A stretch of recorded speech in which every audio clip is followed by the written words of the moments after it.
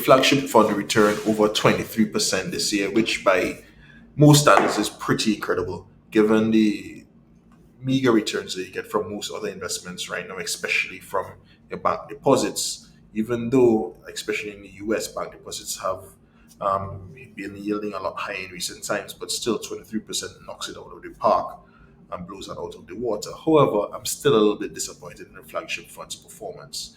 And to explain why, I need to delve into what the flagship fund represents. And so the flagship fund is was started by us here at Zero, where we invest in companies with which we believe are high quality, meaning they have high returns on invested capital, they have high margins, and they have some sort of economic moat, which makes them difficult to compete against.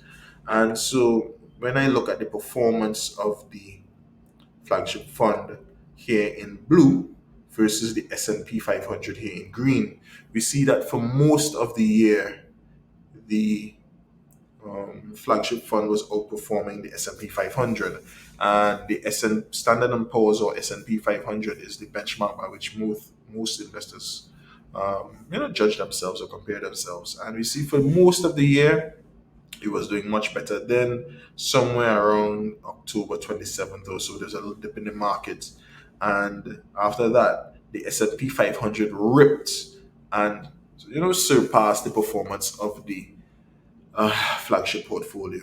And so we see that the last 1.5 2 months of the year is where the S&P 500 would have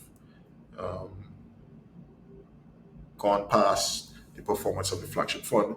And given my competitive nature, I'm a little bit disappointed in that, but I'm still trying to remember that one is a long term game, and two, this is only the first full year that we've implemented the flagship fund using the parameters which I outlined earlier, meaning like the high returns on capital and high margins as the mechanism by which we select companies. So I'm hopeful that in 2024 and years into the future that we'll continue to do well and hopefully outperform the S&P 500, because that is ultimately, I won't say my main goal, but one of my goals and one of our goals here at Zero, just because of our competitive nature, to see if we're one of the lucky few investors who can outperform the S&P 500, which is by most accounts the benchmark by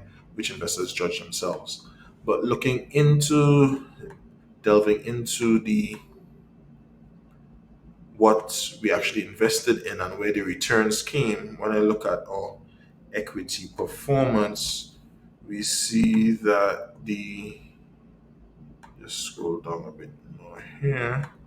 When I look at the contribution of each of these companies or stocks to the performance of this portfolio, we see that Meta was our number one performer with a cumulative total return of 14.53%, which is really good. We bought Meta a couple of years ago, and despite the turmoil that the company went through and the dip in stock price, we continued buying, and it was painful to continue buying when all the reports in the media were bad. But Meta experienced a turnaround in early 2023, and we were there to reap the benefits. And of course, we held on to it; we did not sell it, and I'm hoping that Meta could be one of the main pillars of this portfolio going forward.